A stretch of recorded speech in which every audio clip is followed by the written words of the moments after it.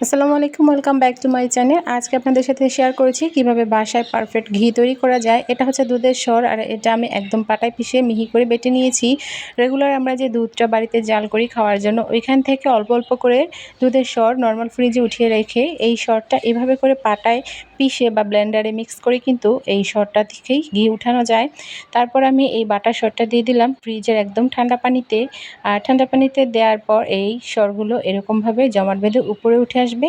তখন এগুলো কিন্তু এভাবে হাতে কেচে নিয়ে পানি থেকে একদম পানি ঝরিয়ে নিয়ে নিতে হবে, আর নিয়ে এরকম একটা প্যানের মধ্যে দিয়ে দিতে হবে।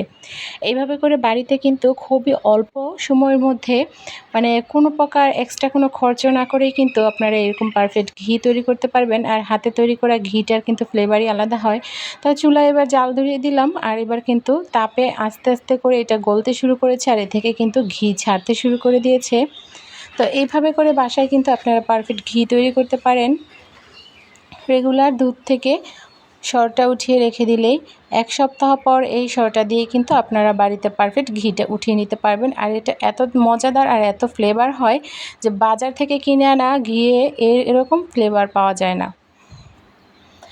তো এবার আমি এটা জাল করতে থাকবো। চুলার আঁচ কমিয়ে দিয়ে হালকা হাতে একটু নেড়েচেড়ে দিব, আর সাইড দিয়ে একটু কেচে কেচে দেবো যাতে করে পোড়া না লাগে সাইড দিয়ে। অনেকটা সময় দিয়ে এরকম চুলার আঁচ কমিয়ে দিয়ে জাল করতে হবে। তো এখানে আমি 1 কাপ দুধের সর থেকে দেখতে পাবেন কতটুকু দুধের সরের, এরকম 1 কাপ দুধের সর থেকে অনেকটা পরিমাণ কিন্তু ঘি উঠিয়ে ফেলেছিলাম। তো এই যে দেখতে পাচ্ছেন, এটা কিন্তু অনেকটা পরিমাণ জাল হয়ে গিয়ে এটা জাল হতে হতে একদম পুরোপুরি তেল ছেড়ে দেবে, ঘিটা চলে আসবে। আর যেই দুধের সরটা এগুলো কিন্তু একদম গুটি ভেদে একটু ব্রাউন কালার হয়ে যাবে। তখনই বুঝে নিতে হবে যে পারফেক্টভাবে ঘিটা তোলা হয়ে গিয়েছে। তখন এই থেকে ছেঁকে ঘিটা আলাদা করে নিতে হবে। আর এই ঘিটা ঘরের পাতা, ঘরে তৈরি করা এই ঘি দিয়ে কিন্তু গরম ভাতে হালকা চিনি মাখিয়ে খেলে কিন্তু দারুণ লাগে। অবশ্যই আপনারা আমার এই ভিডিওটায় ফলো করে বাড়িতে ঘিটা তৈরি করবেন।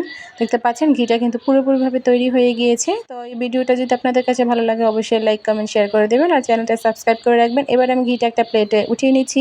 দেখতে পাচ্ছেন কতটা সুন্দর হয়েছে। তো এইভাবে করে ট্রাই করবেন। ভালো থাকবেন, সুস্থ থাকবেন। আজকের মতো আমার ভিডিও এখানেই বিদায় নিচ্ছি। আল্লাহ হাফেজ।